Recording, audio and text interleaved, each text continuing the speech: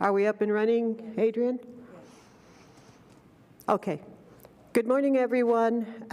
My name is Yvonne Flores. I'm a board member and former chair of this committee, of this board, excuse me. Based on the rules, the chair is not available at this time. He'll be coming in about no later than half hour. And the vice chair is no longer a member of this board, so it falls on me. So welcome, and I'm calling the meeting to order at 8:32 a.m. And we do have a quorum. And first item is a Pledge of Allegiance. Please stand. Ready, begin. I pledge allegiance to the flag of the United States of America and to the republic for which it stands, one nation, under God, indivisible, with liberty and justice for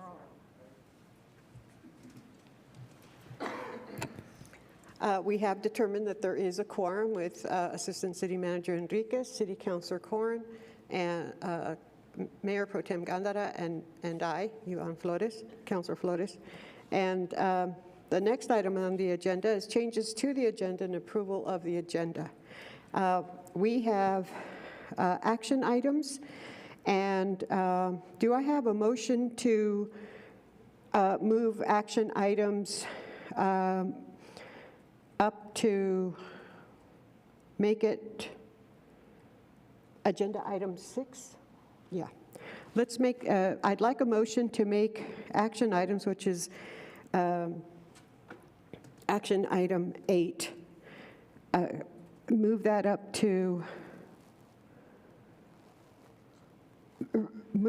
to reports and presentation, excuse me, after minutes. May I have a motion? And then the numeration will then follow accordingly. Do I have a motion to that effect? So moved, Gandara. Thank you. A second, please? Second, Corrin. Thank you, Mayor Pro Tem. Thank you, Councilor Corrin. So action items become item 4. Oh, Becky, call the vote, please.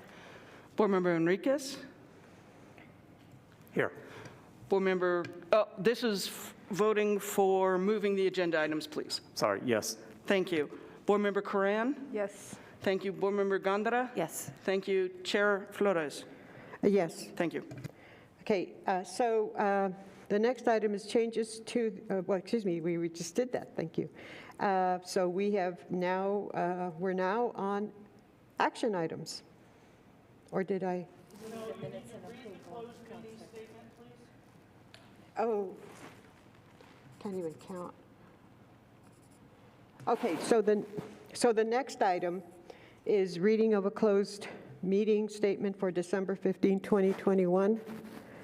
I don't have that statement before me. Okay, we can move that to the end and have Mr. Sanchez do that at the end. Do we need a vote on that, Becky? Mr. Enriquez would know better than me.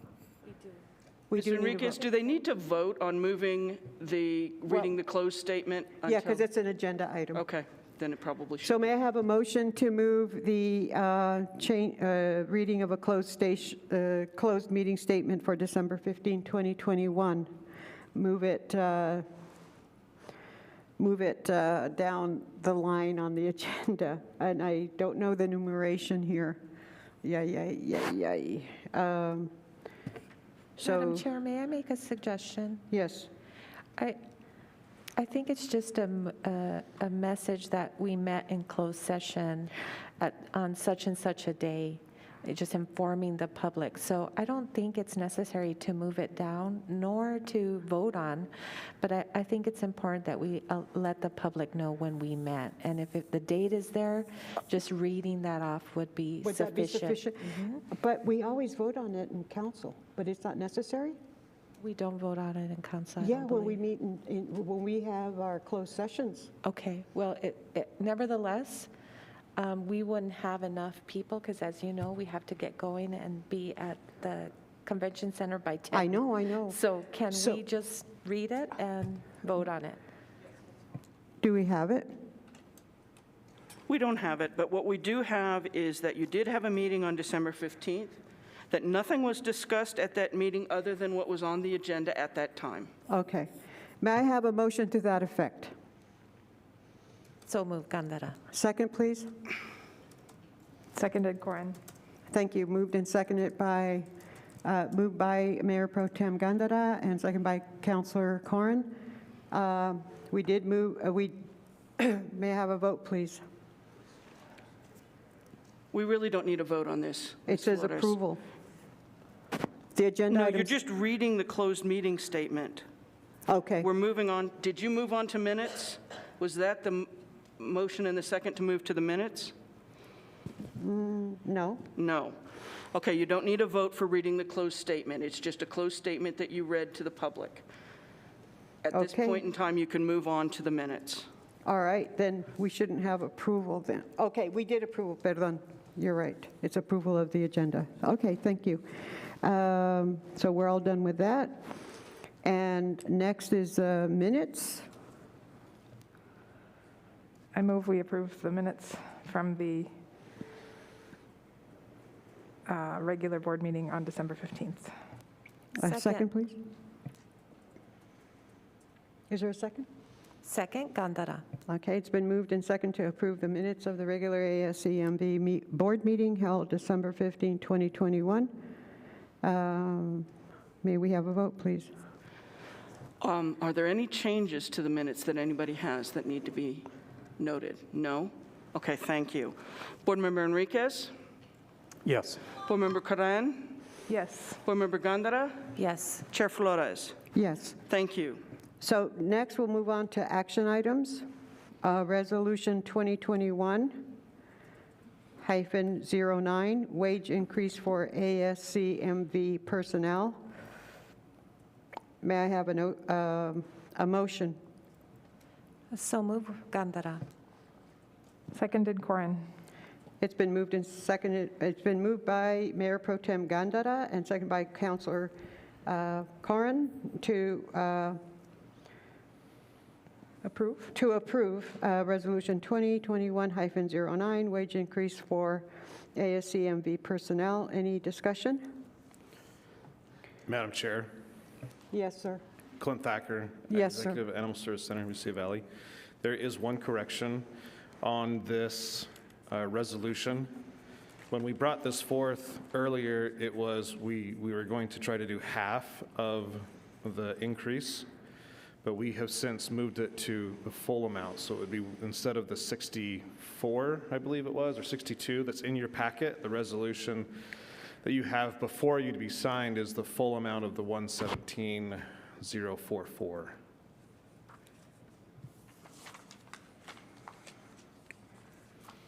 And that's, Do you know the exact, do you know what, okay, where's the,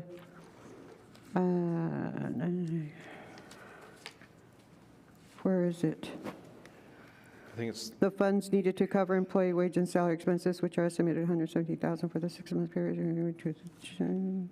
will come from projected savings, therefore be it resolved. And here authorized to take action. That's it. Is it there? It doesn't say half or full. no, it doesn't say half or full. It would just have the amount of the 117,044. Okay. And then how, okay, it's on here. Okay.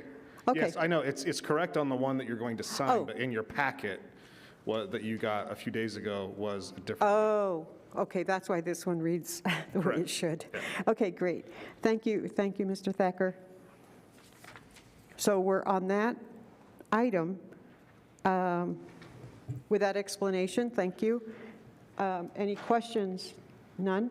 Wait, I have, Yes. I just want to make it clear, because we have a new board member, about the raises and where it's coming from. And so can you give just a small, a short synopsis for us to remind us, but also for, to be helpful to our new board member? Yes, absolutely, Madam Board Chair, board member. So what this is it's part of a real living wage for Animal Service Center employees, and also part of to match what the city has done was to increase the fee or the salaries. So, and I know Board Member Cranon, I've talked at length with this about you, that you're up to date with it. So that's what this does. Now, the money to do this because this was not a budgeted item this year, we are using salary savings for just January through June is salary savings going to be used to make this increase. From June or July for the next fiscal year, it will be a budget item. Really in there. We're going to ask for it in our budget, that increase, which means it increases what the city and county give. If we don't get an increase, we will be cutting our operations enough that we can afford this. That's how big of a priority this is for the ASCMV, for our staff to have these living wages. Does that answer concise and quick? It is, thank you. Yes. I just, oh, sorry. Yes, Councilor Corn? Thank you. I just wanted to point out, we did have a conversation about that, and I appreciate it. And part of the thing is that the city went to a $15 wage, and so the ASCMV, as a function of that, is disparate at the moment. And I noticed this in our council meeting the other day, that there was actually a job opportunity that was listed well below that. But I did want to make one point on the record about the conversation about living wages. Actually, the living wage for Doña Ana County would be something like $27 an hour. And so I would just say that this is a more competitive wage, but I think we should always articulate our priority to think about really what people can live on and the effects of sort of the changing economic picture. So I just wanted to, not to correct you, because I realize that's kind of our common narrative, but there is data that suggests that we still have a ways to go in closing the wage gap in our county. Thank you for that correction. So anyway, I just wanted to say thank you for briefing me and keeping me in the loop. So. Thank you very much for that, Councilor Corn. I think we do have to keep in mind that living wages are far above $15 an hour, and keep that in mind insofar as our future considerations insofar as wages and so forth. Thank you, and thank you, Mr. Thacker. Madam Chair? Yes. Yes, I have Mayor a couple Pro of questions. Please. Clint, was this discussed at the Finance Committee? The Finance Committee did not meet. And was this discussed with our Finance Department, Leanne, and the city? It's been discussed at length about how it was going to be funded, but it was never, I mean, the short answer is yes, it has been discussed, because Leanne's been up here and talked to you all about that. But what has changed? Because I understand that the city has asked us to really consider this and it not be done with cost savings. I think the difference is that I don't want to put words in Leanne's or Ms. DeMuch's mouth, but it seemed like the narrative was we were using cost savings to fund the entire thing for forever and ever, for years going on, and that's not the case. It was only salary savings from this year, January to June, and then putting it into our budget request. So I don't know if that's a different message. That's a clarifying, because I sent some emails out to some board members, and the board members were like, yeah, that's what I thought was going to happen, was you're doing it all via cost or salary savings, and it's not the case. Clint, and you indicated that the increase is, you will be requesting that increase of city and county, and what would that increase be for next budget cycle? So the amount we're asking is the 117,044, and I don't have a calculator really quick, but that would roughly, it's around 134,000 is what the amount would be, because 117 is for 6 months. So if you times that by the 2, it's roughly around $134,000. For each entity? No. So it would be 17, it would be the amount, the 117 for both, or for one and 117 for the other. I'm sorry. Can I make it more confusing? A little bit, but I'm thinking 117,000 for next fiscal year by From the each city. entity. Correct. You are Okay. correct. Yes, ma'am. All right. Thank you. Yep.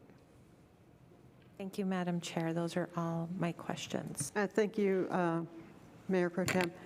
Clint, I do have a question in reading, I'm sorry, yes, Assistant City Manager Enriquez. Yes, proceed. Madam Chair, just for the record, just wanted to share the finance department wanted to make sure that the board was aware that an increase in salaries could not be used by salary savings as continuing on. It could be a one-time, and then in the future, it's either going to be budgeted or, as Mr. Thacker said, somewhere in operations or vacancies reduced or things of that. That's what finance wanted to make sure the board was aware of.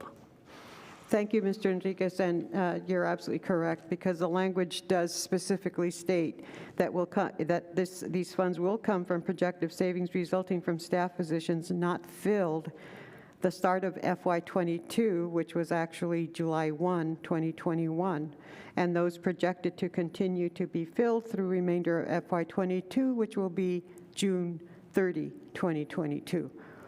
And somehow it's being projected at this point, based on this language, that there aren't going to be any hirings between now and then. No, ma'am. What that's saying is we're going to use the savings from this budget year to fund that resolution, the 117. Right. So does that mean you're still going to be hiring people? Oh, yes, ma'am, absolutely. Okay, it's just from some savings of some sort. Sorry. Yes, Councilor Councilor. Flores. It looks like you all are on track to be at about 1.4 million in spending and salaries versus the budgeted 1.8 million. So that's about $400,000. So that leaves this room, in addition to the expected kind of other potential hires, I think there's still room in there for that. Plenty. Yes, ma'am.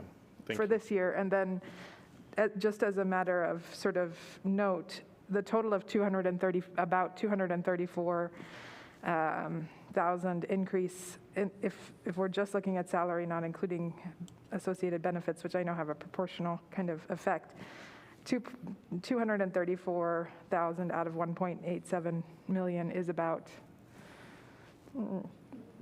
a percent, which I can't do as quickly in my head, but it seems on par with the planned expenses that the city has made, the accommodation for added salary. I just wanted to put it in. I was just looking at the financial reports and what this means and what your salary savings for the year are, which I know have other implications why there are salary savings. So. Thank you. We've Anyway, also sorry. worked closely with HR to change our job descriptions, because the job descriptions, the minimum and the maximum of the job descriptions need to be changed if we're upping the salary increase, because that means some people would tap out at the maximum. And so we're doing exactly what the city's doing, is just increasing by that much, up to the 15. If it's below 15, then they're increasing. If they're making $11, then they're increasing it by $4. And I've talked at length with the HR director. And as soon as this is signed and done, we'll be pulling the trigger on that one to get that done. Thank you for that analogy, pull the trigger. Anyway, thank you very much, Mr. Thacker, and thank you, fellow board members, for your input. And may we have a vote on this now?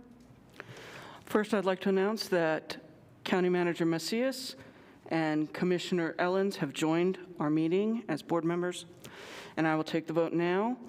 Board Member Coran? Yes. I need you on the recording. Yes. Thank you. Board Member Ellens? Yes. Thank you. Board Member Gondara? Yes. Thank you. Chairperson Flores? Yes. Thank you.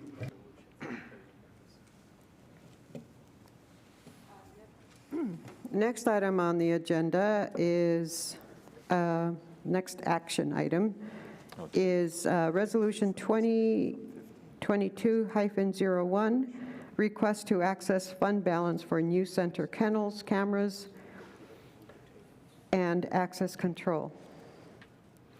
Correct. Thank you, Madam Chair. This is very easy. The new center being built, because of value engineering or the expenses that went pretty much crazy, to build a facility. The Animal Service Center in Mesilla Valley took on the burden of purchasing new kennels, the camera system, access controls for all the doors, and also the fixtures, furniture, and equipment. So roughly, it's $705,000 is what we're looking at. So we've already transferred the money back in September or August of this fiscal year. That was number 20210-07. So the remainder of that 705 is this 435 that needs to be transferred from our fund balance into the capital so the city can access those funds and make those purchases.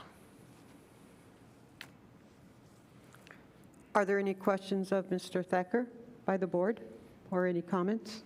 Yes, Mayor Pro Tem Gondara. So you're saying $435,000 to purchase this equipment?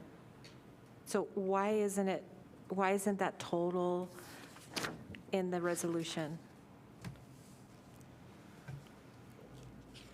I wrote the resolution, so I might have done that incorrectly. I never put in the 435. Yeah, it's not on here, I don't see it. There is an Exhibit A.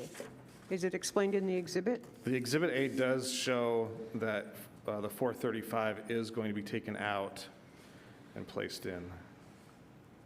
I just think all the resolutions that I've ever read where we are approving a dollar amount is in the resolution, and this isn't. I understand the exhibit, but I would like for it to read that as an adjustment.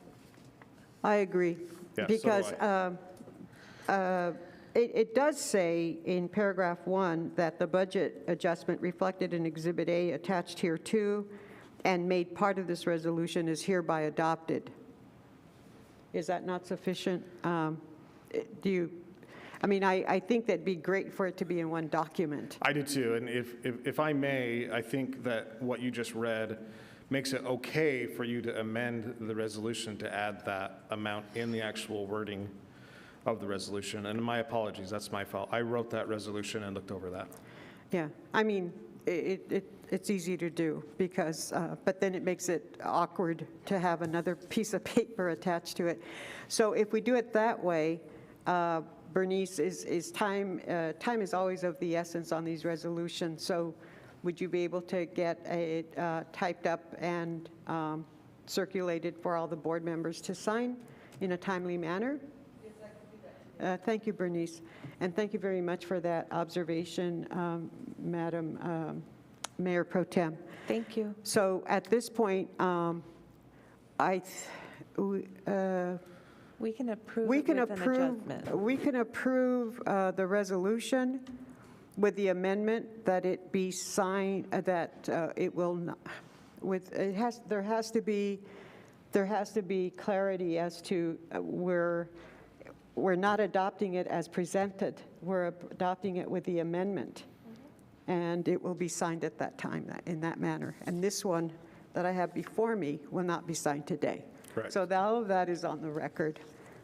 So may I have a motion to that effect? I don't know if either you or Councilor Corrin, you, Mayor Pro Tem, can make a motion to that, to encompass all of that? I make the motion to amend paragraph 2. No, I'm sorry. No, paragraph Sorry. 1. It's paragraph 1. Okay. In paragraph 1, that the budget adjustment reflected in Exhibit A attached here to and made part of this resolution in the amount of $435,000. Is that okay? I think that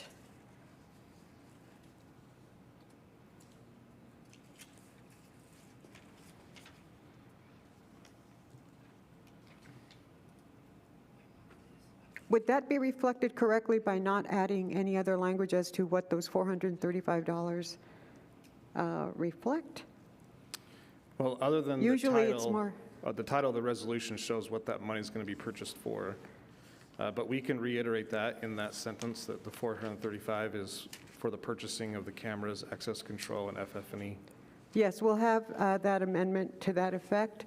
to be specific as to what the, why that change was made and for what the purpose. I think that'd be better.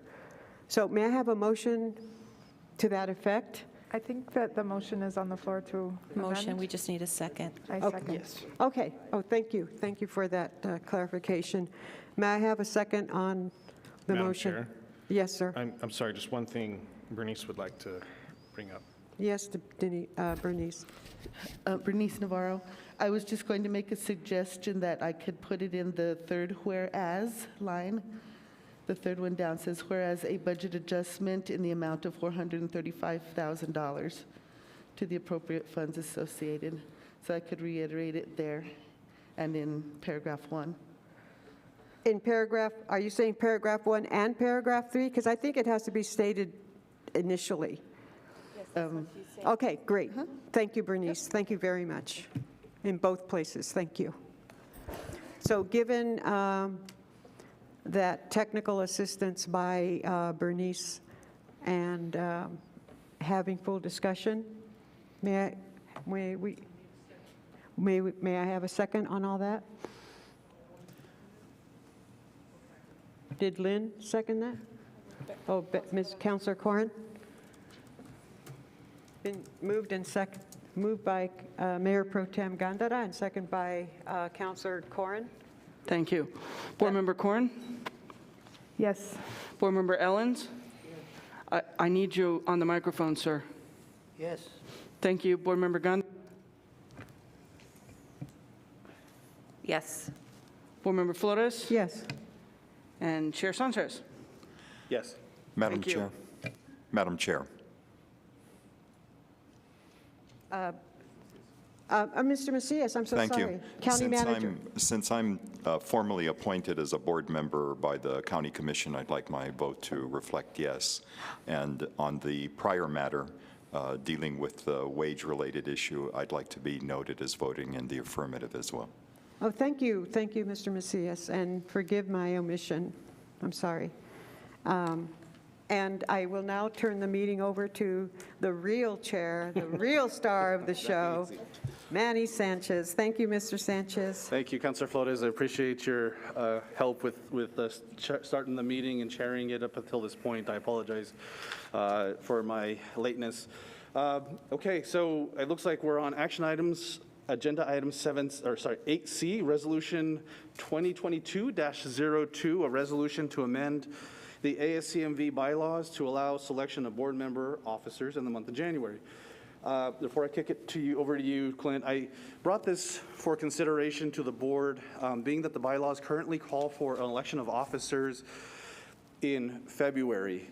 And I think that's to have some consistency with the joint committees that we have between the city and the county and a lot of and some of the other jurisdictions in the area. We generally do this in January, especially at this point. We've already had our board assignments from our various entities. So I wanted to bring this forward to recommend that we allow board selections here in January and be, like I said, more for consistency, and we can move on for the calendar year with new officers. So, Clint, I don't know if you have anything else to add on top of that, or? That's exactly what I was going to state. I did not prepare a presentation because the actual language is all in the resolution, and it basically states that we select, the bylaws state we do a selection of the officers and committee members in February. Thanks, Clint. No, I just, like I said, I don't know if there's any questions on this resolution. If not, None for me. I'll ask for a motion and a second for approval. So move, Gandara. Moved by Mayor Pro Tem Gandara, Second by Flores. seconded by Councilor Flores. Okay, if there's any input or any public input on the matter? Okay, hearing none, can I get a roll call, please, on agenda item 8C? Board Member Macias? Yes. Board Member Enriquez? Yes. Thank you. Board Member Corrin? Yes. Board Member Ellens? Yes. Board Member Gandara? Yes. Board Member Flores? Yes. Chair Sanchez? Yes. Okay, that motion passes. Given that that is passed, then I'll call for agenda item 8D, which is election of officers. So I'll start with a nomination for chair, which would come from the city of Las Cruces this time, since we alternate between the city and the county. Thank you, Chair Sanchez. I nominate Ms. Councilor Becky Cran, please. I second. Okay, we have a motion and a second for Councilor Karan to be chair of the ASCMV board. Are there any other nominations? Okay, well, since they both came from the city, I guess not. So I will call for a roll call, please. Okay. We're all here. Board Member Karan. Yes. Board Member Ellens. Yes. Board Member Gandara. Yes. Oops. Someone needs to turn Help on me. the mic. Yes. Board Member Gandara. Yes. Thank you. Board Member Flores. Yes. Thank you. Chair Sanchez. Yes. Board Member Macias. Macias. My sincerest apologies. Yes. And Board Member Enriquez. No, I'm the ex-officio. Well, so isn't Mr. Macias? Oh, okay, thank you. Madam- That's the Madam Chair. difference. I didn't know that. Thank you. Mr. Chairman, just for the record, I think that there's some confusion because they believe that I'm here substituting for Commissioner Trujillo. I actually am the replacement and the formal board member. Yeah, correct. And I apologize that we didn't have that. So we currently have, as part of our board assignments for the county, myself and Commissioner Ellens, the third position was designated to be the county manager or a designee at the time. So instead of him being the ex officio, he will be our third member from the county, or representative from the county. So I believe that passed. So Councilor Karan, would you care to, do you want to switch seats, or you'll do it from there? So Chair Karan.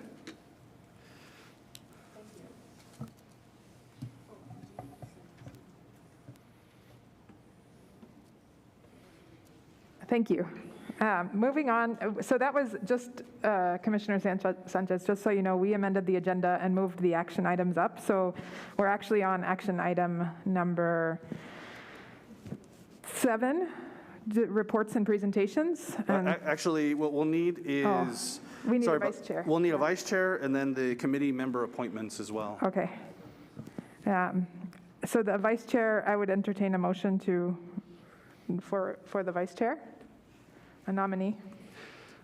So Madam Chair, I would nominate Commissioner Ellens, if he's willing, to be vice chair. Usually these things are done when the member is absent. Yes, I accept it humbly. Thank you. There's a nomination and a second. I second the motion, Madam Chairman. Thank you. Thank you. Board Member Macias. Any discussion? Any discussion from the public? Hearing none, I call for the roll call vote for Vice Chair Ellens. Just as a reminder, we can only have 3 microphones on at a time, so we need to remember to turn them off when you're done. I will start with Board Member Macias. Macias, so I am sincerely sorry. It's going to take me a week to get that. Macias. Board Member Karan, Chairman Karan, sorry. Excuse me, may I at least vote? I'd like to vote in the affirmative, just so that I'm on record. It's one of those weeks, I'm sorry. It's okay. Please vote. Oh, man. So, Chairperson Karan, Yes. Board Member Ellens, Yes. Board Member Gandara, Yes. Board Member Flores, Yes. Board Member Sanchez. Yes. Thank you.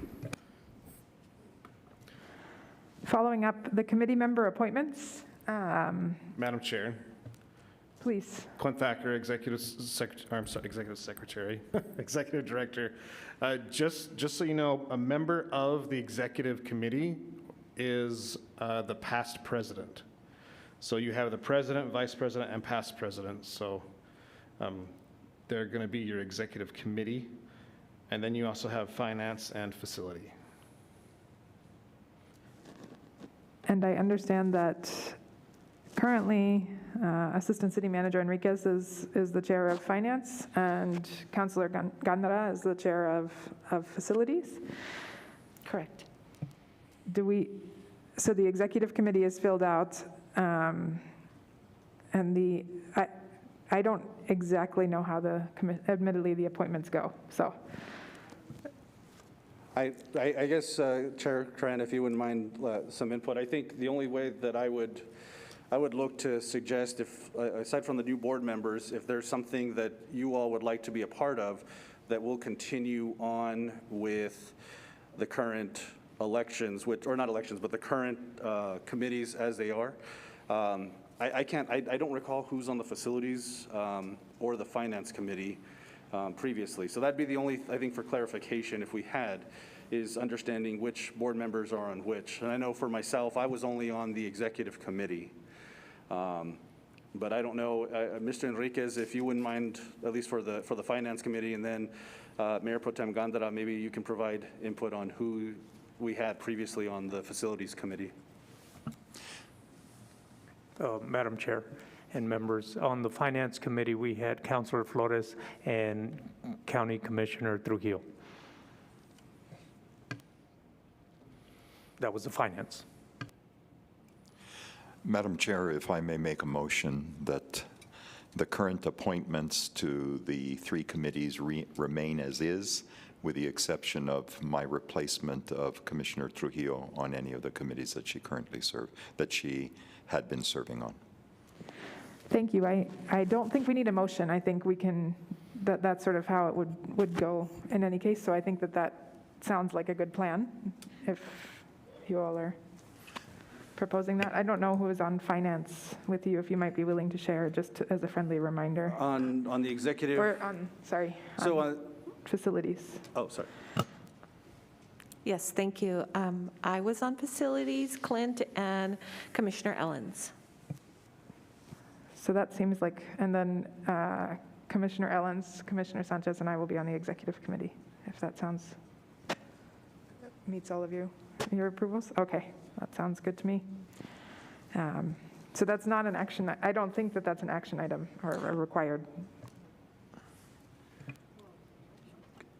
Clint, will we need a approval? I'm unsure of that. I think we had in the past, last year we did. Also of note, I believe the JPA states that the finance is the city. The finance chair is the city ex officio member because they handle the finances. And then the chair of the other committee, which would be the faculty committee, be the ex officio member from the county. But we can continue to keep it as Councilor Ganda. That would be, we don't currently have an ex officio member from the county on the board, so we can keep it as is with those faculty members and just add them when they're selected. Could you name them, please? Do you have the names? Of the facility committee or the ex officio county member? Which one would you like? I think they're asking for, Madam Chair, with your permission, I think they're asking for the makeup of the individual committees. That's why I made the Correct. motion.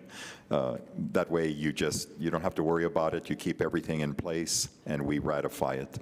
Normally it is done by motion, but if Yes. that's not the practice here, then that's fine. It's actually an action item. It's been moved that we keep the committees as they are. I second. With the exception of my replacement of Commissioner Trujillo, with your permission. That sounds good to me. And just to follow up on that, the ex officio, so then in terms of the ex officio board member from the county, it seems like that you all would be underrepresented if you're serving both roles? I don't believe so, because I believe that Councilor Gandara remains as that chair. That's why I made that motion. Keep everybody as is, and then I'll substitute for Commissioner Trujillo in any appointment that she may have.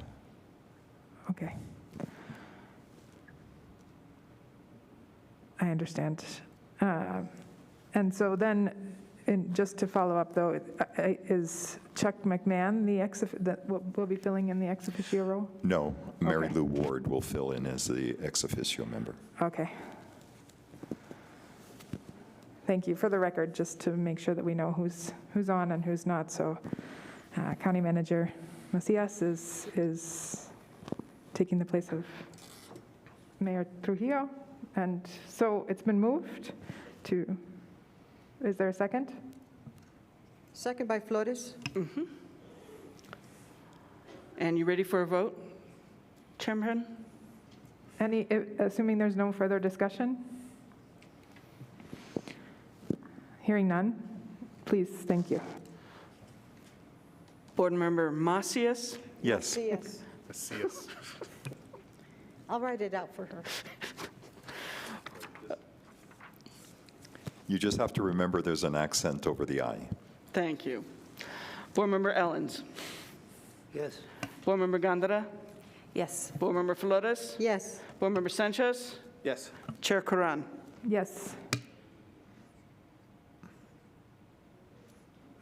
So that concludes action items for today, and then we do move on to number 7, I think it would be, in the revised agenda, reports and presentations. My understanding is that we'll be hearing first from the Cat's Meow. Allison Reynolds is here, perhaps, too. Awesome. I'm glad that you'll be here. I see Jean also coming up. So please come on up and state your name for the record, and we look forward to hearing your presentation. Thank you both for coming and presenting. So, Happy New Year, everyone. And the Coalition for Pets and People, I'm Jean Gilbert, the secretary for the Coalition for Pets and People, and we'd like to welcome Michelle Correa with Cat's Meow as our guest presenter. And let's see.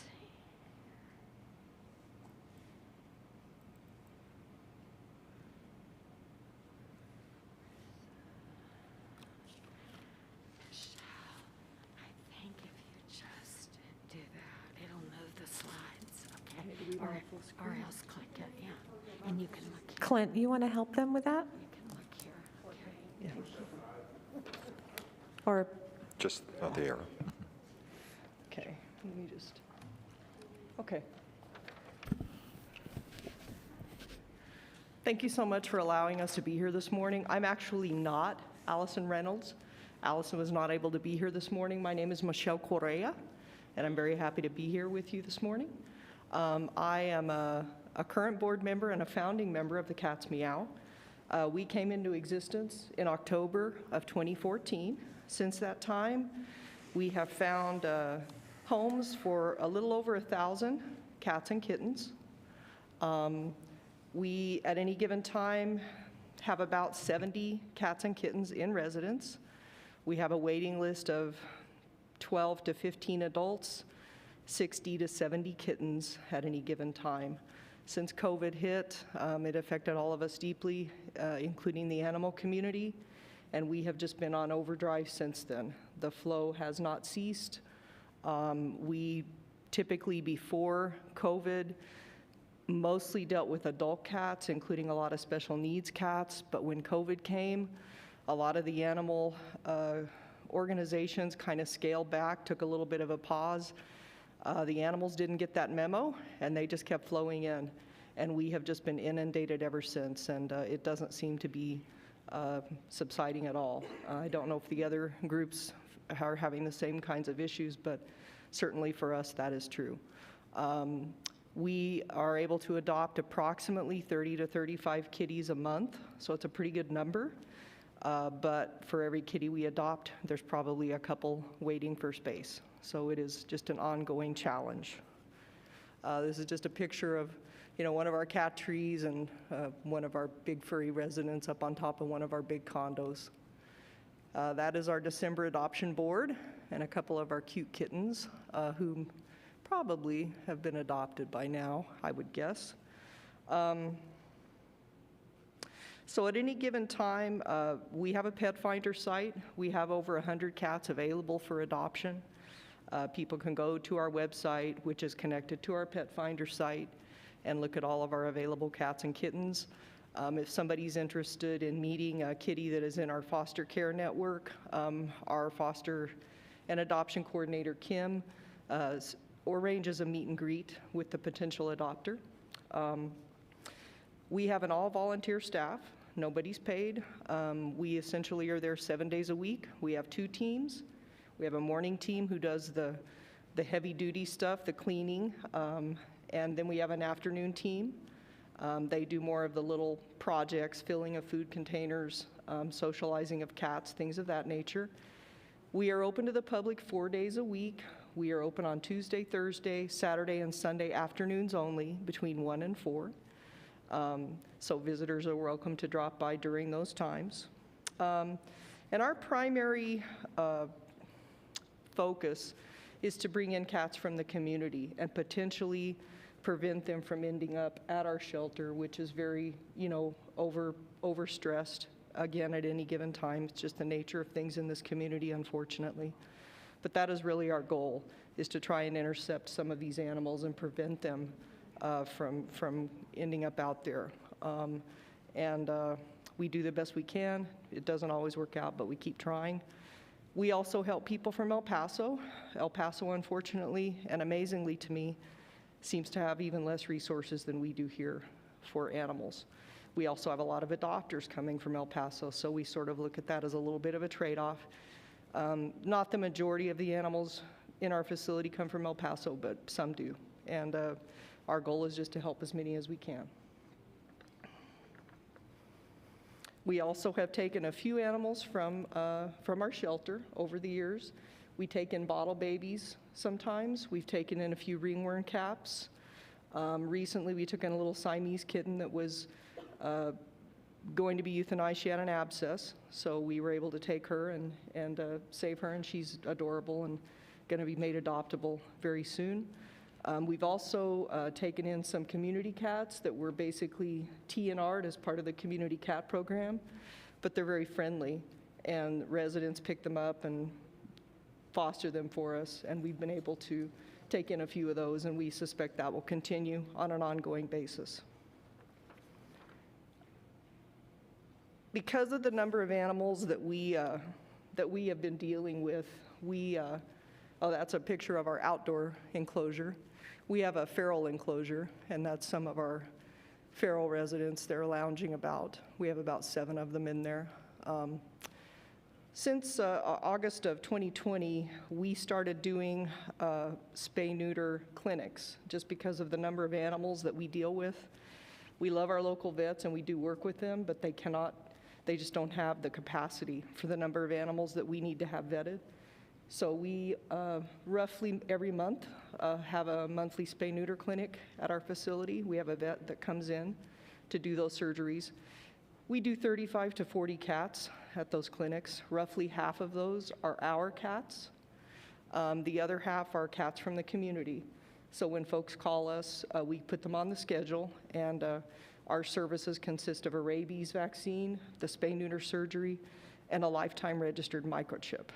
And we were fortunate enough to get a grant from the pet food tax that was given recently, and we're using that to subsidize some of these surgeries. So we charge our community residents $50 for those surgeries and for all of those services. Since August of 2020, we have facilitated 21 of these clinics, and averaging 35 cats a clinic, that's 750 cats that we have provided spay-neuter services for since that time. Last year in December, we started transporting some cats and kittens to some rescues in Colorado, and thus far we've been able to do 3 of those transports, and we have taken 51 kitties out of this area into Colorado to find homes. Again, just doing everything that we can to not only reduce the number of animals being born, but just to find homes for them. So this is our Dr. Starr. She's the one who does our spay-neuter surgeries. She's fabulous. And there's the cone of shame. and some of the reasons why we do need to spay and neuter both dogs and kitties. And I think I've covered everything. Do we have any questions? Board Member Flores, please. Thank you. Thank you, Chair Karen. Thank you so much, Ms. Gorea, for your work and for your presentation. As far as the kitties that go up to Colorado, when animals get sent to other places, is there a 100% guarantee that they're going to be adopted? We vet our potential partners very, very carefully. We have extensive conversations. We look at their websites, their adoption criteria, things of that nature. The rescues that we're working with are in the Longmont area and also in Boulder, and those are, pretty affluent communities. And based on the things that we have seen and the conversations that we have had, we do believe that those cats are going to really good rescues and finding good homes. Oh, I also neglected to mention, we are a totally privately funded entity, and our monthly expenses run somewhere around $6,500 a month to do what we do. So, Thank you. Thank you very much. for any other everything. questions? Madam Chair. Board Member Ellens, please. I lived in Longmont and Boulder before I moved here. It's hard to believe there's a adoptable cat shortage in those communities. It's hard to believe there's an adoptable shortage anywhere when you live in a community such as this. But nonetheless, again, we feel like we vetted them pretty carefully. And again, our adoption coordinator, she's really good at what she does. She has very, very keen instincts and just, a really good ability to kind of get the information that she needs to make a determination as to whether someone or not is a good potential adopter. And I feel she applies those same skills to our rescue partners. And again, we don't go into that lightly. Adoption, I've pretty much worked in animal advocacy for over 20 years, mostly in trap, neuter, return prior to this. And adoption is by far the hardest thing. It is a leap of faith. Every time that animal leaves, you just say a prayer. And we do follow up. We do the very best we can. We've actually repossessed some cats, have driven far, far, far to repossess them when they have violated our contracts. But luckily, that has not happened very often. But adoption it's a very difficult part of this process. Boulder and Longmont both have shelters. Are you sending cats to the shelters? No, sir. Or to private? Private rescue 501c3 organizations. Okay. Yes, sir.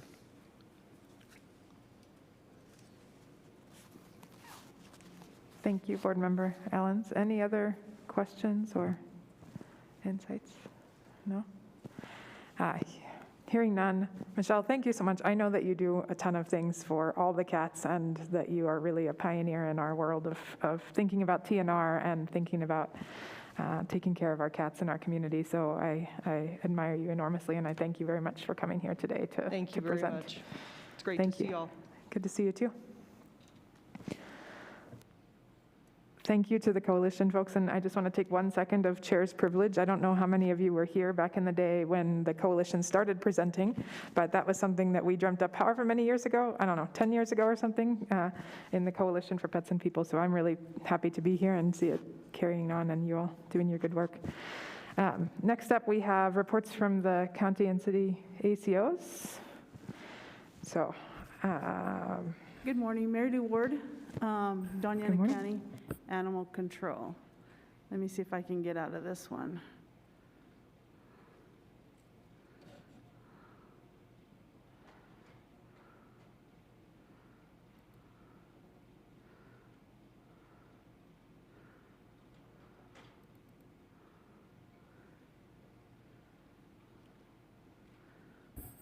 All right, Doña County Animal Control. And for our December of 2021, this is our report.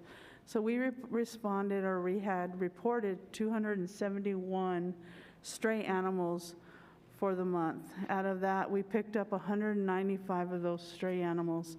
79 of those were cats and 116 of those were dogs. In addition to that, we also had 11 sick or injured animals. 5 were cats and 6 were dogs. And I'm not sure if y'all can hear me all right with this mask on or not. We also had 18 owner surrender animals, 2 cats and 16 dogs. And then here's a chart of the year. It's actually a 4-year comparison, but it does complete the year of the reported strays. So if we go back for the year, you can see how the chart is compared from 2018 to 2021 on reported strays. Here's also the 4-year comparison chart of return to owner in the field for the officers. So last month in December, we returned 27, and you can go back and compare that to the other months and the other years as well. And I'll also add that in December, and of course, subsequent months for this past year, if you look at the lower numbers, that's also due to the lower number of animal control officers out in the field. Now going into this, those red numbers I already read to you, we also had welfare holds, where those were animals that were held for various numbers like care and maintenance or other type things. So those were 4. We didn't have any neglect or animal cruelties. We did have 8 shelter quarantines, 6 animal home quarantines. That was home quarantines for like a bite quarantine, where they met the standards for the rabies quarantines by the health standards for the state. At our court hold facility, we had 2 that were housing. They're still being housed there. We're trying not to overload too many at our court hold facility right now because we are undergoing some renovation where they're sandblasting our floors and epoxying the floors to cover those floors. So that's taking some time. So we're housing animals there. We're just trying not to put too many at this one point.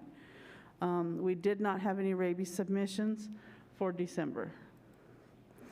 And I left this up, and for the new board members, these are the explanation of our Geo Districts for the areas of which we respond to, it's a little bit different from our commissioner districts. It's the same as the sheriff's departments from the 911 dispatcher. And then these are broken down for in December by our districts. Cats and dogs for what district we responded to. So in District 4, we picked up 4. District 1, we picked up 4. District 2, we picked up 29. District 3, we picked up 50. District 4, 34. District 5, 37. District 6, 6. And District 7, 35. So you could see for December, we were really a lot in District 3, which 50 animals were picked up in that district.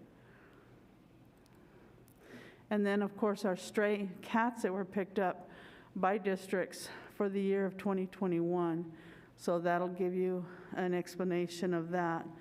So, of course, if you look at all that, you could see that District 2 is probably our biggest area that we spent the most time in. That was 211 cats from that area got picked up from that area. And then going into district, the same thing for dogs. Our stray dogs that were picked up by districts for 2021. And if you look at that one as well, District 4 was our hotspot area for that one, and that was 315 dogs for that district for the year. Madam Chair. Board Member Allens, please. What communities comprise District 4?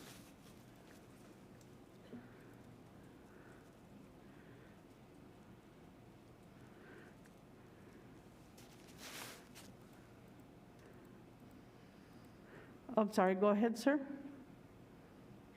I'm sorry. What was your question? What communities comprise District 4?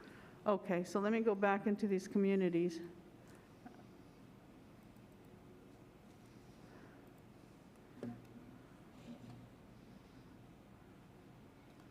So it's basically, District 4 would be Mesilla Park, Yeah. South Valley, the valley up in Vado, San Miguel, La Mesa, Mesquite, Las Alturas, in that area. okay, thank you. You're welcome. Any other questions on that slide? Okay. And then going into the reasons for ownership, like I said, we had 18 animals that were released for ownership. 2 were aggressive, 1 was dangerous. 2 or 4 they were unable to care for, 2 livestock killing, 3 they were moving, 1 they had health issues, and 5 they just couldn't handle the dog. Madam Chair, Commissioner Ellens, please. I assume that all of those animals were turned back to the shelter here. Is that correct?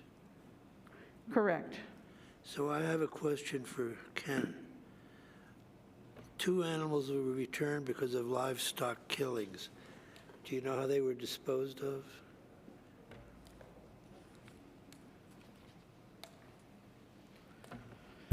Clint Thacker, Executive Director, Animal Services Center. I do not at this time. I know we don't automatically euthanize them. It all depends on the situation of what occurred and also what the individual wanted that owns the animals. So if say the dog killed the chickens, if the person who owns the animal signs the animal over for euthanasia, then we'll euthanize the animal. But if it just comes to us because it killed chickens, then that's something we look at on an individual basis. But I'd have to know specifics of which 2, and I can get back to you if you'd like. Okay, thank you. Thank you. Any other questions? Board Member Flores, please. Thank you, Madam Chair. And thank you so much for your presentation, Mary Lou. As far as not being able to handle the dogs, is there any affirmative action taken by you or perhaps the center to look at what it is that they can't handle? And is there any assistance in that regard to the owner? Like these 5 for owner release that they couldn't handle the dogs? Is that what you're referencing? Correct, yeah, Okay. can't handle. I mean, that's pretty Yeah. subjective. In this, no, these were because like they couldn't handle them because they were like either they had issues with the dogs, so they just couldn't handle them. Like these people were like these people just they just kind of like gave up on them. And they just couldn't handle them. So the officers will go in and try to like give them resources and ways to work with them. But a lot of times, at that point, they've just given up and they don't want them anymore. So they're not necessarily aggressive and they're adoptable, or? At these, these were not marked as aggressive. No. If they are aggressive, they'd be in that. The aggressive that category, correct. Great. Thank you so much. Thank you, welcome. Mary Lou. Any other questions? Madam Chair, Board Member Ellens, please. what's the difference between a dog being aggressive and a dog being dangerous? Okay, the aggressive is when a dog is has actually tried to has actually like tried to do something, and a dangerous is where the dog has actually done something, like he's gone out and killed another animal. He's gone and attacked another, like one dog going out and attacking another dog is considered a dangerous dog. An aggressive dog where he shows aggression, where he can try to go out, he's bitten someone, but he didn't really act out and like kill someone or destroy something. He just did a small bite, or he's acting aggressive in an aggressive manner, but he didn't really go out and like really kill someone or kill another animal or something like that. Sort of like assault and battery. Yeah. And then the same thing with livestock killing, they would actually have to go out and attack or kill livestock. Thank you. Any further questions? Board, okay. Thank you so much, Mary Lou. I really appreciate it. Thank you. Now for the city. Thank you. Good morning, Madam Chair, members of the board. My name is Gino Jimenez. I'm the Animal Control Supervisor for the City of Las Cruces. Let me pull up my slide. I don't see it. There it is.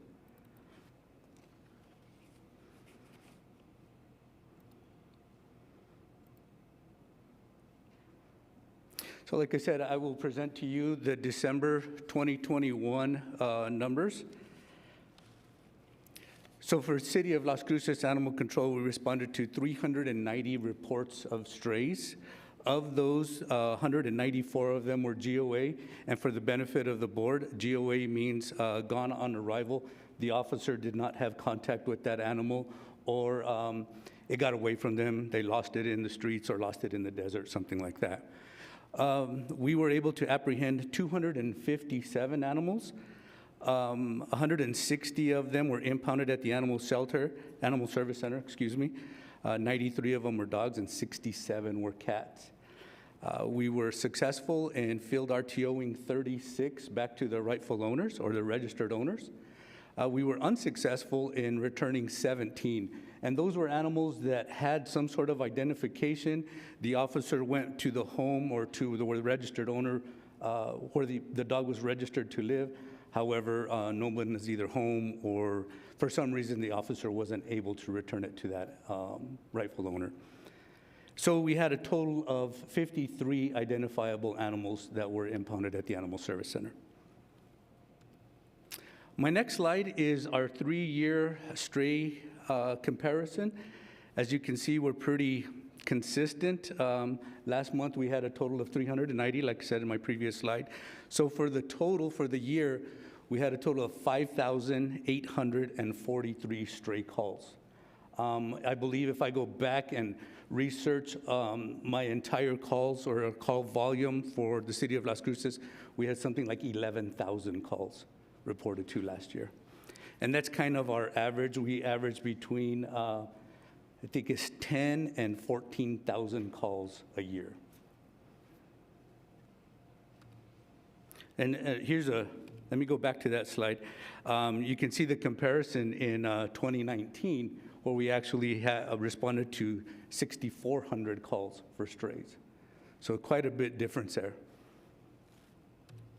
My next slide is our 3-year field RTO comparison. Again, we're within the average. We had 36. So for the year, we had a total of 445 field RTOs.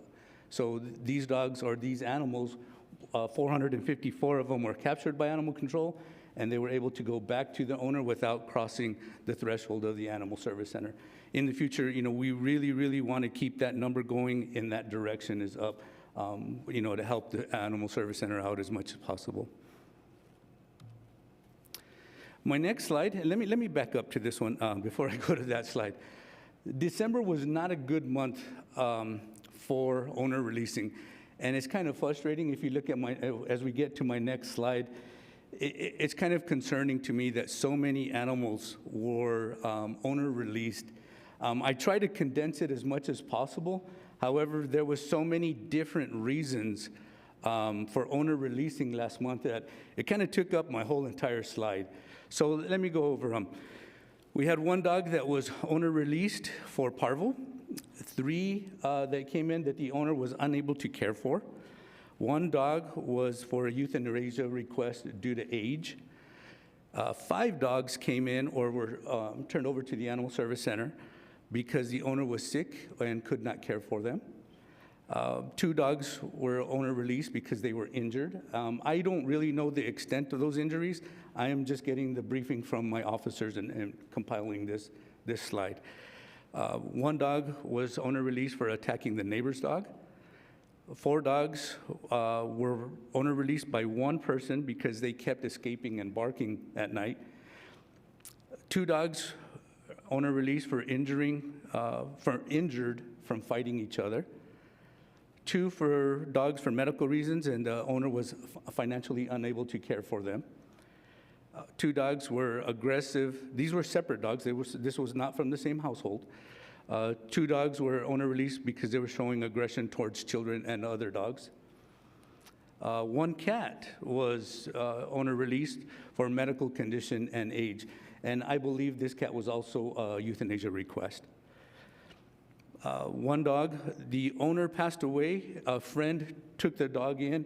However, the dog wouldn't get along with his dog. So he had to owner release that dog or return it over to the Animal Service Center. 2 dogs owner released because they killed a dog and injured a second. And finally, 2 dogs were owner released because they kept fighting with each other. Now keep in mind that when the officers go out to these type of calls, they are trying to talk the owner into finding either rehoming it themselves, or maybe doing some sort of socialization training, or providing them with some resources rather than these animals going to the center. So this is almost like the last resort, and they've even given up, or they can't do it, so those animals are taken to the Animal Service Center.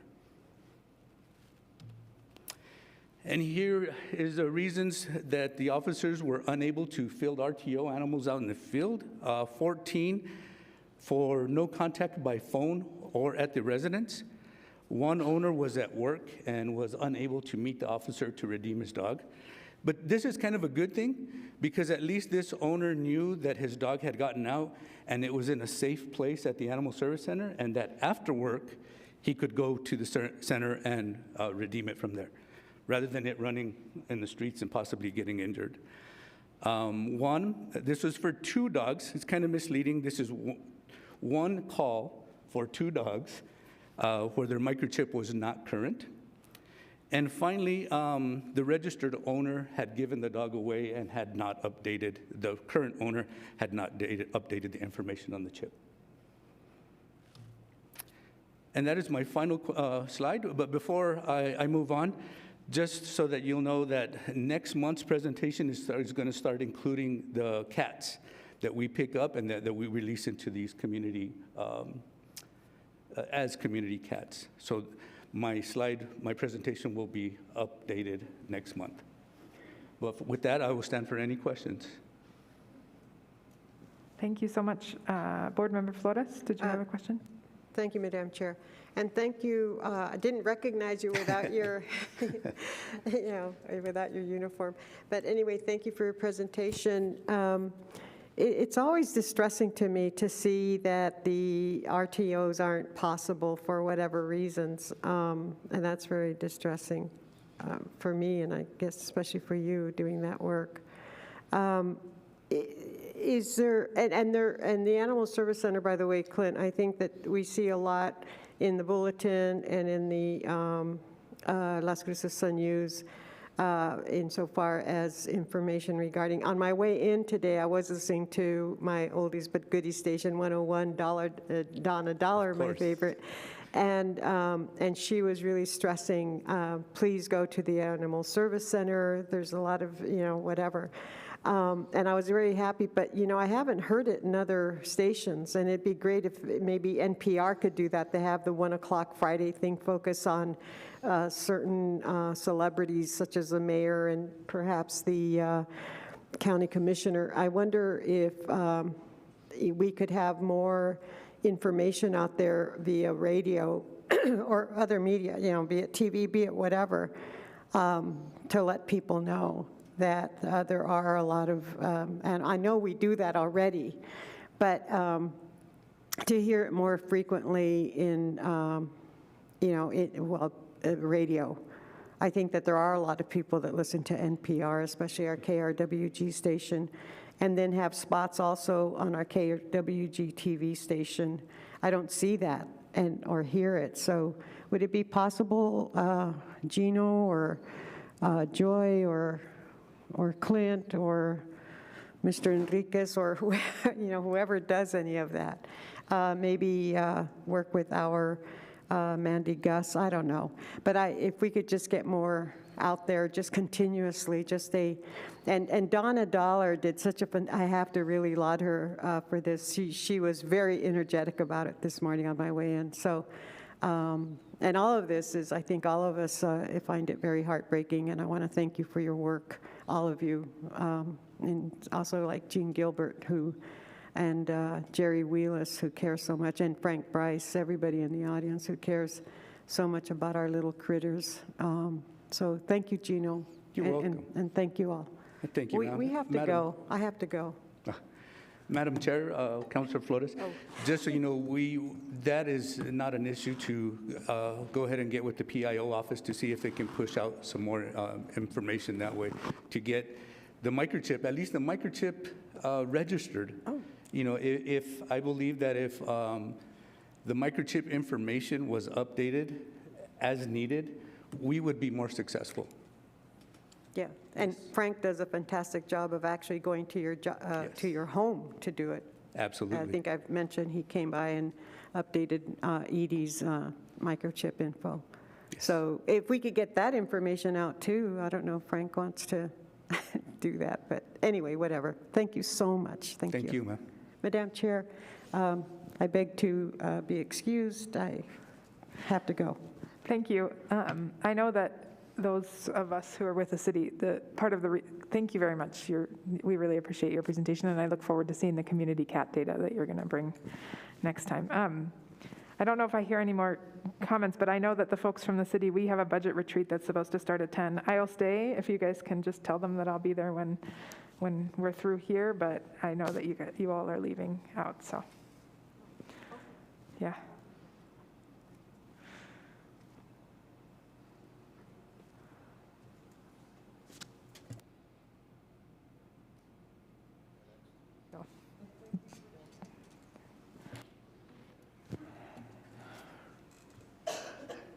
Next up, I think we have on the agenda Mr. Thacker, please, with the shelter statistics. Thank you.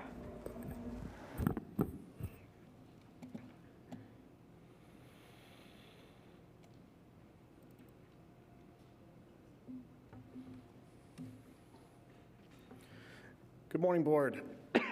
Clint Thacker, Executive Director, Animal Service Center, Mesilla Valley. I'd like to make a motion that we don't meet at 8:30 anymore. Seems like the meeting has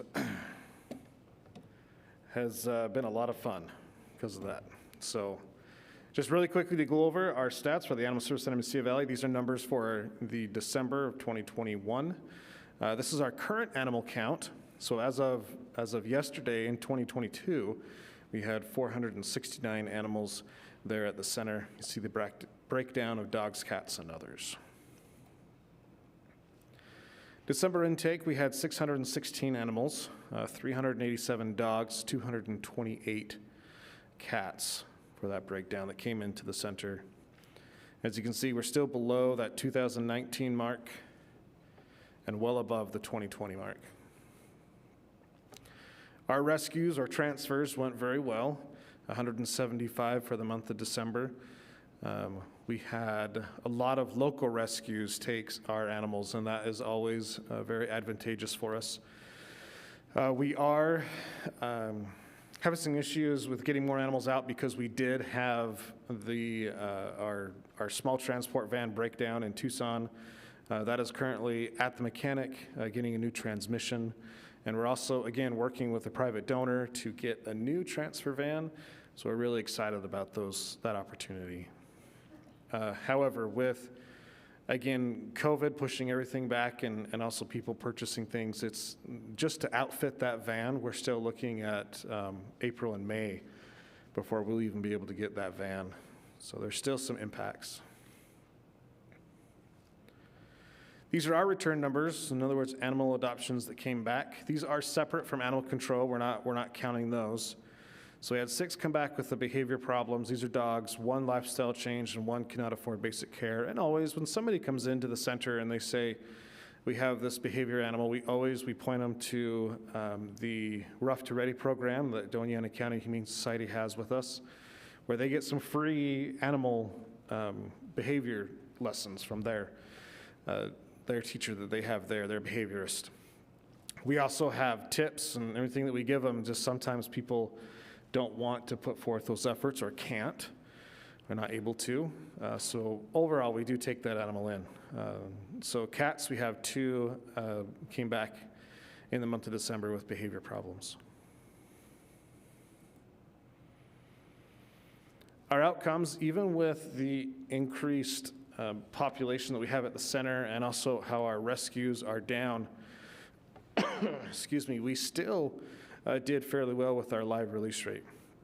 You can see our adoptions were 26% of our outcomes, reclaims 12.5, rescued 28.4, which is still higher than it was in 2019, but lower than it was in 2020.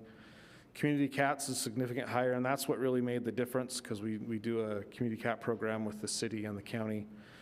And then euthanasia was 22%, so we euthanized 137 of these furry guys and ladies that we had to, for good or for worse. So that left us with an 80% live release rate.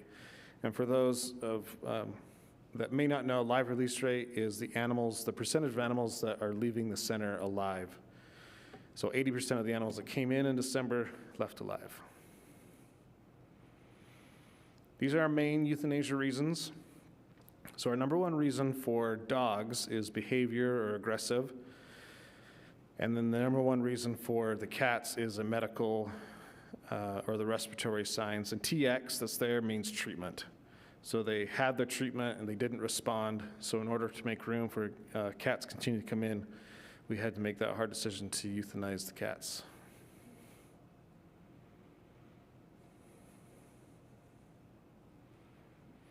Our volunteer program continues to be a great success, and it's growing. It seems like almost every month we're looking at higher hours and more current active volunteers. I can tell you that we have a significantly higher increase or presence at the Animal Service Center of dog walkers, and that is fantastic. We had 2 different sets just at the center yesterday that were walking animals, or walking dogs. It looked more like the dogs were walking them, but the dogs were getting out and were able to stimulate themselves mentally, and that's what's important. Our visitors still handle the $7.99, still regular, normal in that range. Our December adoption appointments, we had 179, 158 were kept, and then 115 finalized in adoption, so 64%. That's a rather high percentage. Excuse me, a lot of that is because of the Home for the Holidays. I believe we did just 80 adoptions alone just in the last 2 weeks of December. So we appreciate Doña County Humane Society working with us on those. Madam Chair. Board Member Ellens, did you have a question? There's significant difference between appointments kept and finalized adoptions. What is the reason for that? Do they generally come in because they've spotted somebody on the website that they want to adopt? Yes, sir. That's exactly what it is. They come in, they see, they might not like, or they want to think about that decision, and so they don't make that ultimate choice to adopt. Do they have to have a dog in mind or a cat in mind when they make the appointment?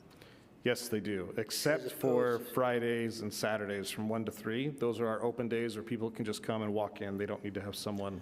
Okay, we've had this discussion in the past. Now I recollect. Yes. Thank you. Thank you, Commissioner Ellens. So that brings us to just that topic. We finally have enough data that we're able to look at. I think it was December 3rd was when we started the walk-ins for Friday and Saturday, 1 p.m. to 3 p.m. So we had 45 groups. We couldn't do people because that would totally skew the numbers. You know, a group may be 3 people, it may be just 1 person. But we have 10 adoptions resulting from those 45 groups that walked in. However, there's a caveat on that. In our Home for the Holidays, the last day, the December 31st, we had 5 adoptions. So it was half of all the entire adoptions in the month of December happened on one day. So we had 5 adoptions out of 7 groups that visited us on that time. What I see from this number is that it's not enough to expand the program of walk-ins. However, it's still a positive, and we're going to continue to do the Friday and Saturday. Seems to be working well. We hope that that number does increase, so it will justify more of a walk-in presence for that. Madam Chair. Commissioner Sanchez, please. Clint, I'm just curious, you know, I know we've had the on Friday and Saturday, do you ever see or get a large number of individuals that show up outside of that 1 to 3 on Friday and Saturday that are looking for walk-in, or? I'm just curious whether people are, like, if you're just getting, like, if that 1 to 3 is, I mean, obviously we're getting people in there, but are you seeing people that show up that might necessitate or suggest that maybe a different time frame would work? Not in the high numbers that we used to. I think people are more used to the center now being closed. The message has been out because it's been over a year and a half that we required appointments. We still, every day, to be honest, every day we have somebody that wants to see the animals, at least 1 or 2 people. If they're looking for a lost animal, yeah, and they don't have access to any way to view the animals, then we make arrangements for them to come through. There's always that. The answer to your question is that, yes, we do have some people come in. We don't see an increase in time, you know, before lunch or after lunch, anything like that. But the reason why we chose 1 to 3 is because that's when we see the highest number at the time we made the decision of individuals coming in, especially on Saturday. Seems to be a weekend activity to come in and see the animals. Okay, thank you. Thank you, Madam Chair. Our website views are 37,091. Again, for those of you that are watching, the page view is not a website hit. It is a page view. So if you view the dog for adoption and then you go back and view another dog for adoption, that's 2 views. But we had right there in that average range, it appears to be that 37,091. Our Facebook views are still, or they're at 2,484.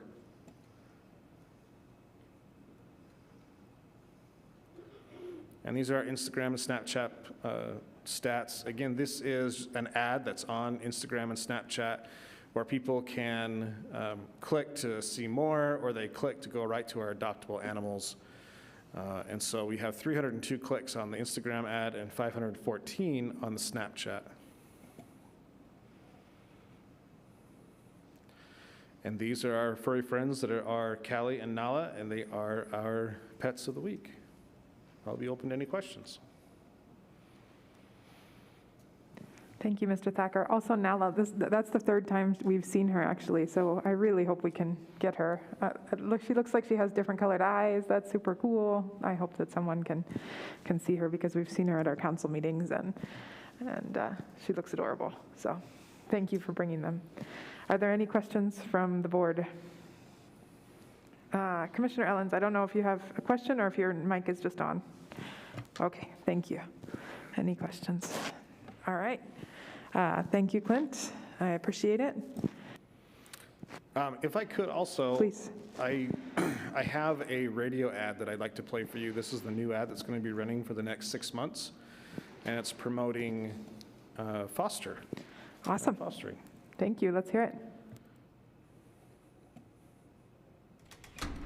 back so soon? Oh, yeah. I just ran out to pick up some eggs, 2 radial tires, a banjo, and these 2 furry freeloaders. I don't remember putting a dog and cat on the shopping list. Oh, don't worry. They just need a place to stay for a while. What, are they like tourists? No, they're foster pets. I stopped by the Animal Services Center of the Mesilla Valley so we could help by fostering a couple of pets for a while. Oh, that's awesome. Fostering pets can help save lives by freeing up more space when the Animal Center runs out of room for more animals. Being a foster is great. We bring them into a safe, caring home while they get a chance to improve physically and mentally before finding their forever home. And just look how cute. That reminds me of your Uncle Charlie. Plus, the Animal Services Center provides the food and basic medical needs for foster pets. So all we have to do is give them some love and attention. I shall love you and squeeze you and call you Uncle Charlie. Whether you choose to foster or volunteer at the center, the Animal Services Center of the Mesilla Valley needs your help. Go online at ASCMV.org today to foster a pet. There you go. So that ad will be running on our radio stations that we currently are with. 101 Gold is one of those, and also 99.5, the country station, and also the Spanish station. And I am going to ask about NPR and see if we can get some information on that. So we're excited. We're excited for the changes that are coming up and for the foster program to continue to grow. So thank you. Thank you so much. That's great. All right, thank you, Clint. Next up on the agenda are committee reports. First, I'll hear from Assistant City Manager Enriquez, please, the Finance Committee. Thank you, Madam Chair. As stated earlier, the Finance Committee did not meet last week, but Joshua Safil is here to give the report. Thank you very much. Please, go ahead. Good morning, Madam Chair, members of the board. My name is Josh Saffel, and on behalf of the Finance Department of the City of Las Cruces, I would like to present the unaudited financial statements for December 2021. Starting off with our statement of net positions, we see in the general fund cash of $1,591,354, receivables of $102,818, which gave us total assets of $1,694,172. We had liabilities of $56,664, revenue collected in advance of $197,008, and an unassigned fund balance of $1,440,500. Looking at our change in net position, we see total revenues for the period of $2,052,564 and total expenditures of $1,439,184. Looking at the budget to actual change in net position, the total revenues of $2 million are at 54% of budget, and the total expenditures of $1.4 million were at 37.9% of budget. So we see a total net change of $613,380. Our budget parameter was 50% since we're halfway through the year. So we can see that the expenditures were well under and our revenue was slightly above. If we look at all cost categories were underneath that 50% except for temporary services. And I believe that's because that's being budgeted as the temporary services are being used. So that budget will be increased as needed. Looking at revenues versus expenditures, we see that revenues were slightly above expenditures again for the month of December.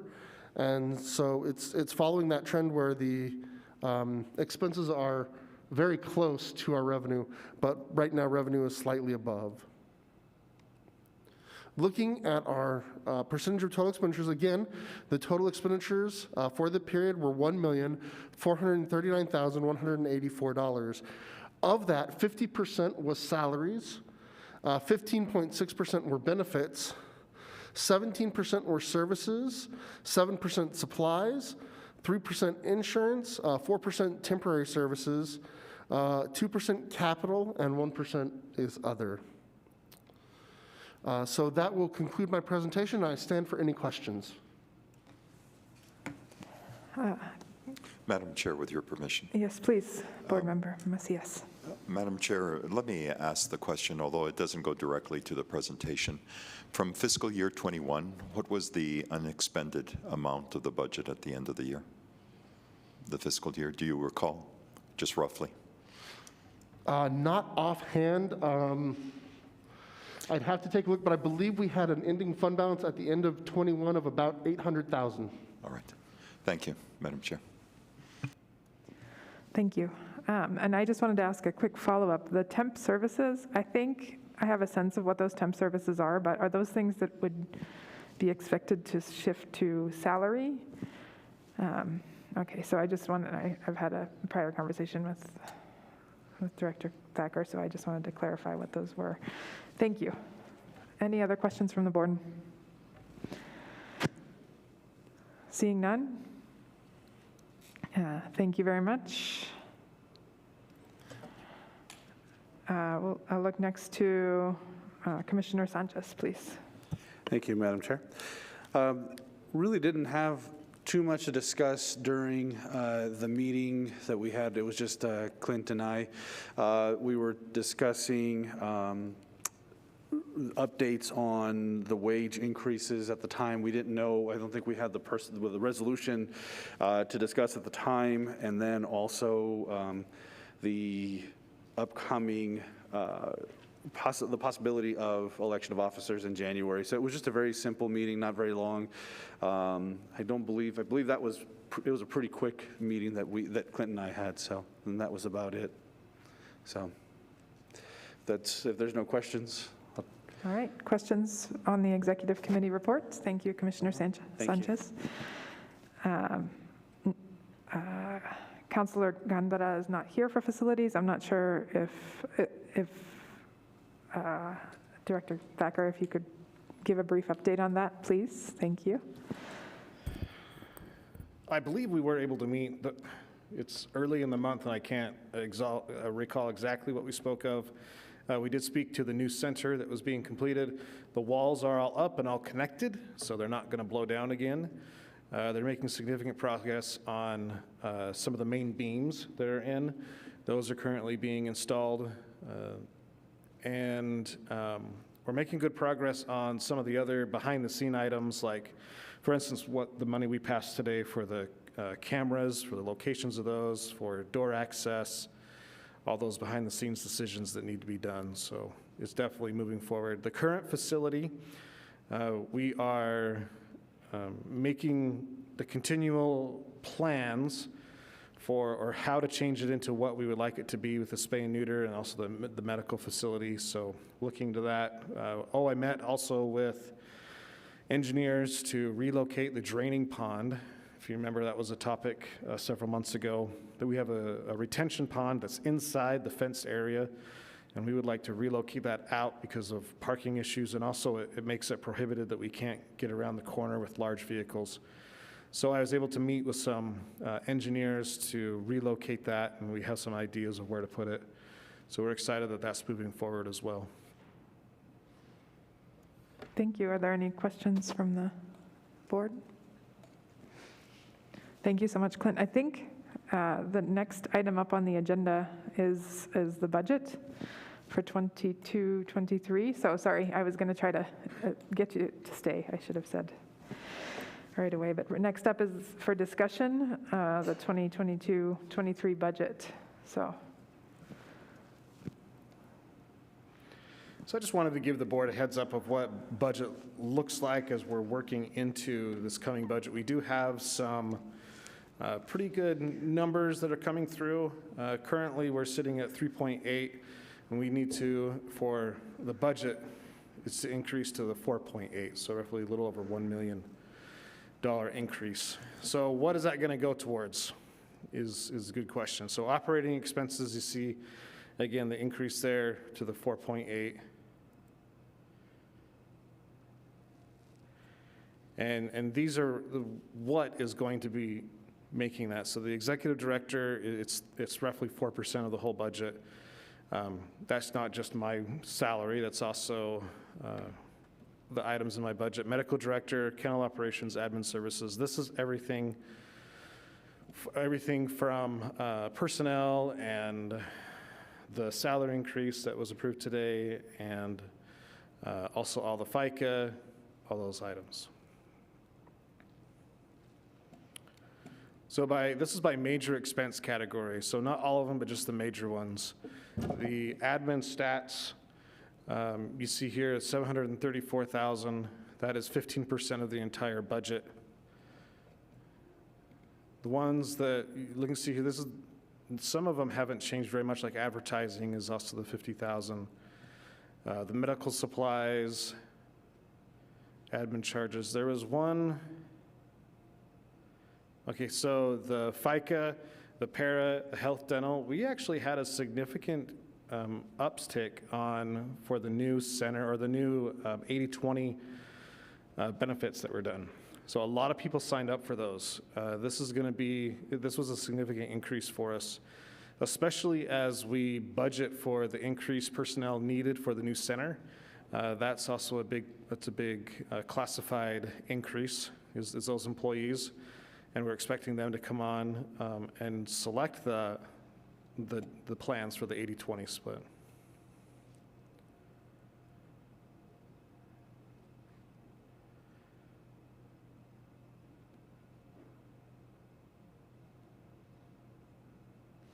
So these are some of the staffing highlights that we have for the upcoming budget. Our medical, our veterinarian, as you know, it's the position we're trying to fill currently. That is not a new account, or not a new position. That was authorized in last year's budget. We have a operations manager. Now this is a new position that we would like to have in. Currently, our two rescue personnel, our grant operator, and also our services, my mind just went blank. The individual that works and fixes the center and all the issues going on there, they all report to our kennel operations, and it's becoming overwhelming. So our thought is if we can hire an operations manager that would really handle the operations of the day-to-day of the center, put those individuals under them. So this is a current or an increase in that count. We have a TNR coordinator. That is also a new hire. That's an increase in our count. We have animal care give specialists, and that's 2. That's for the new center that's going to be up and coming. So we have to have more staff to handle that. And so those are new. Back up. The animal care specialist is a new position, and we're turning 2 of our animal care technicians into the animal care specialists. So that's just a reclassification. The animal care specialist is primarily going to be working on transportation of our animals. And when they're not transporting, they'll be working as an animal caregiver. That's what that one's for. And then the animal caregiver, the next one down, the 3 spots, that is an increase for the new center position. The next big one, and probably one of our higher priorities, is the HR analyst. What this position is, and this is, again, an increase in our count. This is somebody that's going to be taking over the HR positions from the city HR and allow the center to do the hiring. They'll also be in charge of all our onboarding. They'll be tracking all of our insurance items. So they would be taking a lot of burden off of Bernice, currently doing it, and allow her to focus more on what her job initially entails, which is the bills and the operating portion. And then a foster coordinator, and we're reclassifying an existing position, so that's not new. So overall, we have the increase is the operations manager, TNR coordinator, and then 3 of those positions, that's 4, 5, so 6 total new positions.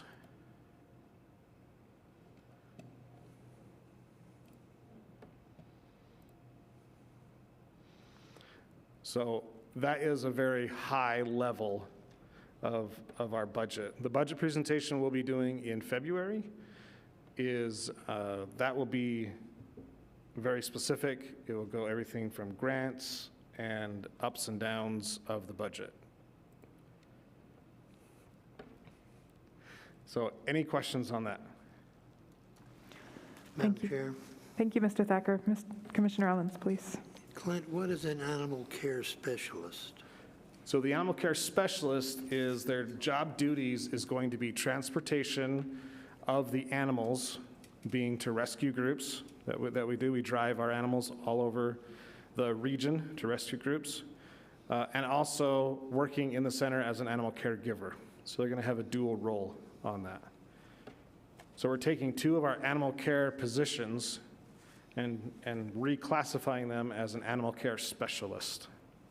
It's just an opportunity for animal care staff to move laterally or move up a little bit and have different responsibilities and jobs. And also, if you remember, we requested positions or contract positions for a transporter, and we just couldn't get anybody that would work on a contractor basis. So we thought of or brainstormed this idea where we could make it part of somebody's job description, but yet when they're not transporting, be an animal care specialist or an animal caregiver.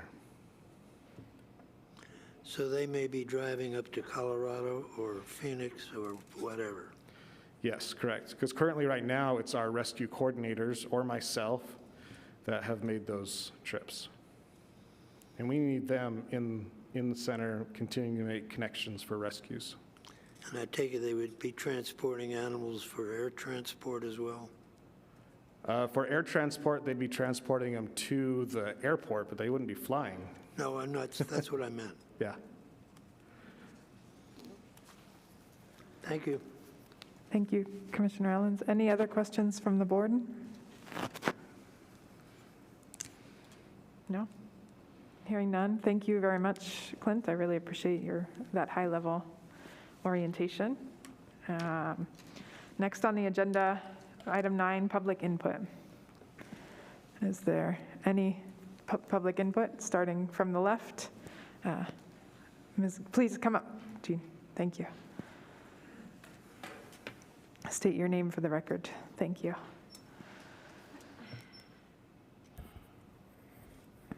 Yes, hello, I'm Jean Gilbert. I appreciate the transparency that Clint and staff provide with the center stats, showing them daily posted on the ASCMV's Facebook page, and which shows the intake and outcomes, and also includes the sterilization numbers and also other important information. I looked at the stats for a couple of recent weeks of this month and noted that the center averaged about 20 impounds daily for that time, with the majority being unrestrained dogs at 8.3, and the other portion accounting for unrestrained cats at 6.5 average daily. The owner relinquishments accounted for a smaller portion at about 2.7 daily, and I know a lot of that is due to the managed intake at the shelter. Excuse me. When you look at reclaims only averaging about 3 a day, and adoptions at a little over 5 a day, and fosters averaging about 3 a day, and of course the rescue partners are really amazing with doing a great job at pulling about 7 animals a day.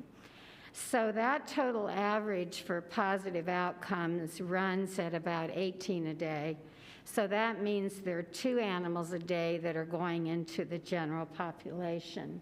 And when I averaged those numbers out, that averaged about 449 for the window of time that I looked at.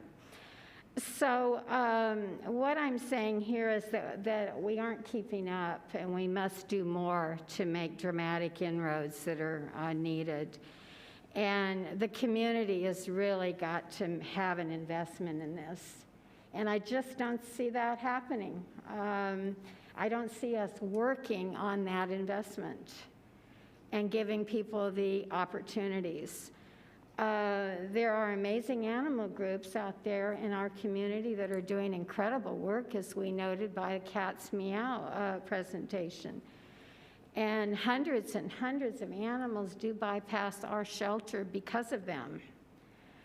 But we can't keep looking to the same people or the same organizations to be doing the community's work. and we must look to the broader community and enlist their help. And how to accomplish this? I'd like you to consider the formation of an advisory group or a committee, and one that isn't an ad hoc task force, but an ongoing committee or an ongoing advisory group, so we can work on this. And we can help Clint, and we can get the community involved. I really feel, and as you know, I've been a long-time involved member for over 30 years, and I just see this as a major missing piece of the puzzle. I think it's fundamental. In addition, I think we need to offer more walkthroughs, and I know Clint has increased that, but we still need more. We need it so it doesn't always have to be appointment only, and that's to allow people to find their lost pets. Ones they can't identify from the photos that are posted, or whatever obstacles that are in their way that are causing problems for them not to have the internet access. So that people can adopt animals and they can reclaim them. I want to thank Clint and staff again for their transparency with the daily stats. I know it's a lot of work keeping that maintained, and I also appreciate the opportunity we have to exchange once a month on the Zoom sessions with the different topics, which is Clint's conversation sessions. They're very accessible by email, and as I said, maintaining their Facebook page, which is a public page, which has many advantages over private because you can give input there and you can help uplift them too. So, okay, thank you very much. Thank you very much. Any other comments from the public? All right. Thank you. Seeing none, we'll move on to chair and board comments. And I will start with outgoing chair, Commissioner Sanchez, please. Thank you again for serving as chair for the last year. And I just wanted to say thank you. Well, welcome to the ASCMV board. I know you have plenty of experience previously working in animal welfare and animal rescue, so I'm excited for the perspective, and thank you for stepping up to chair this committee and the board. So thank you so much. I'm looking forward to working with you as well as the rest of the board through this year. I'm excited to see where our discussions for our JPA will take us. Yeah, I'm just really looking forward to a new calendar year and working with you all. Thank you, Chair. Thank you so much, Commissioner Sanchez. Commissioner Ellens. Not much. Look forward to working with you. Thank you. Thank you, Commissioner Ellens. Assistant City Manager, or County Manager Macias, please. Thank you. I have no comments to make. ACM Enriquez. Nothing, thank you. Well, thank you all for hanging in, and thank you for being here. I do have a couple of quick comments. I also look forward to thinking about the JPA and figuring that out in the upcoming year. And I want to point out, you'll be hearing the folks who served on the TNR task force were reconvening, and so you'll be hearing the folks who are thinking about TNR from the city's perspective and our ongoing efforts to address TNR in the city.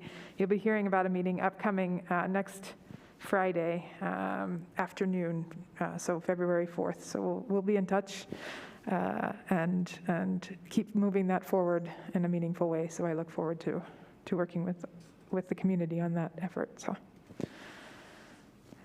all right, thank you. I would entertain a motion to adjourn. So moved. Well, second. Thank you. Moved by Mr. Macias and seconded by Mr. Sanchez. Thank you so much. Can we please call the roll? Board Member Macias? Yes. Board Member Enriquez? Yes. Board Member Ellens? Board Member Sanchez? Yes. Chair Karan? Yes. Thank you very much. I'll see you next month.